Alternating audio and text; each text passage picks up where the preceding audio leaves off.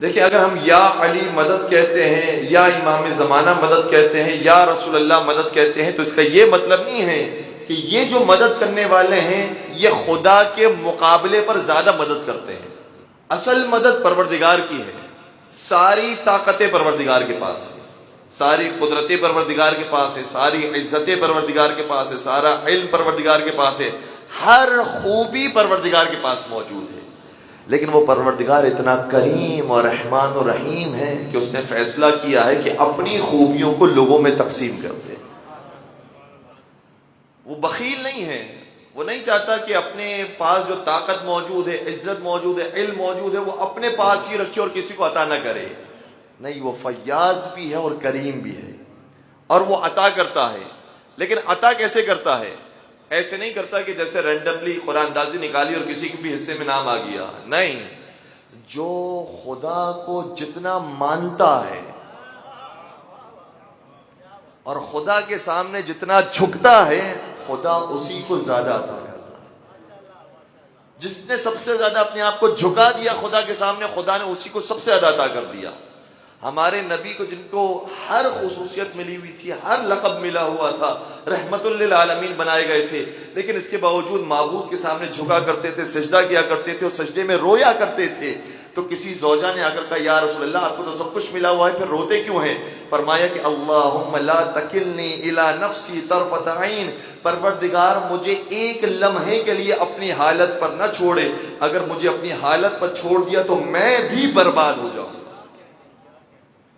اس لیے ہمیشہ اپنے آپ کو محتاج سمجھا ہے پروردگار کا۔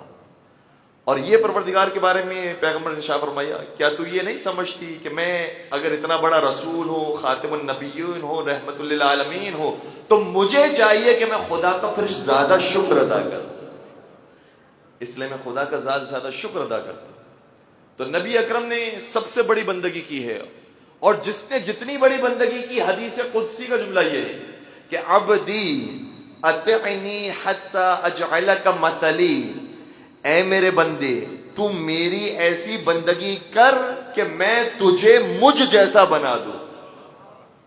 انا حی لا اموت انت تحیی ولا تموت، میں حی ہوں، ہمیشہ زندہ رہنے والا ہوں، میں تجھے بھی ایسا بنا سکتا ہوں کہ پھر تجھے بھی کبھی موت نہیں آئے گی۔ اور سب سے پہلے درجے پر حضور سرور کائنات ہیں۔ آج مؤذن اذان دیتا ہے، اللہ کی وحدانیت کی گواہی دیتا ہے، لیکن اس مؤذن کی اذان مکمل نہیں ہوتی جب تک اللہ کی وحدانیت کے بعد محمد مصطفیٰ کی رسالت کی گواہی نہ دے۔ تو جہاں جہاں خدا کا نام ہے، وہاں وہاں مصطفیٰ کا نام ہے۔ اور پھر جس نے آگے جا کر بندگی کی، جس نے جتنی بندگی کی، پروردگار نے اس کا مقام اتنا ہی بلند کر دیا۔ اگر بندگی میں دیکھنا ہو کہ کس نے بہت زیادہ بندگی کی ہے، تو اس کو دیکھو کہ جس نے اپنا سر بھی کٹایا تو سجدے میں کٹایا، اور کٹے سر نے نوک نیزہ پر اسی کا ذکر کیا، اور تلاوت قرآن کریم کرتا رہا۔ کسی نے کیا خوب کہا کہ حافظ تو کائنات میں لاکھوں ملے مگر، حافظ تو کائنات میں لاکھوں ملے مگر، نیزے پہ جو ہوئی وہ تلاوت نہ مل سکی۔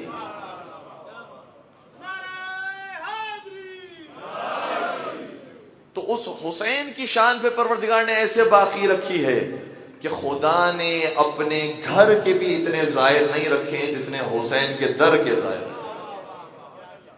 کیوں؟ نام زندہ ہے، اس لیے کہ اپنے آپ کو فنا کر دیا اللہ کے لیے۔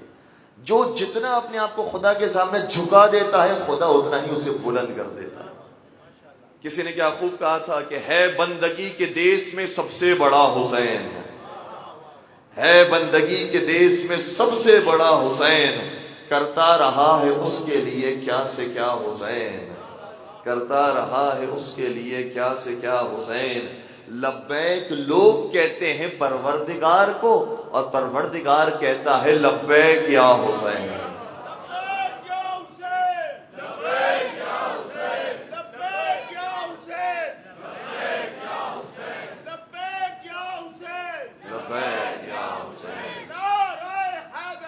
یا علی یا علی یا علی مدد حق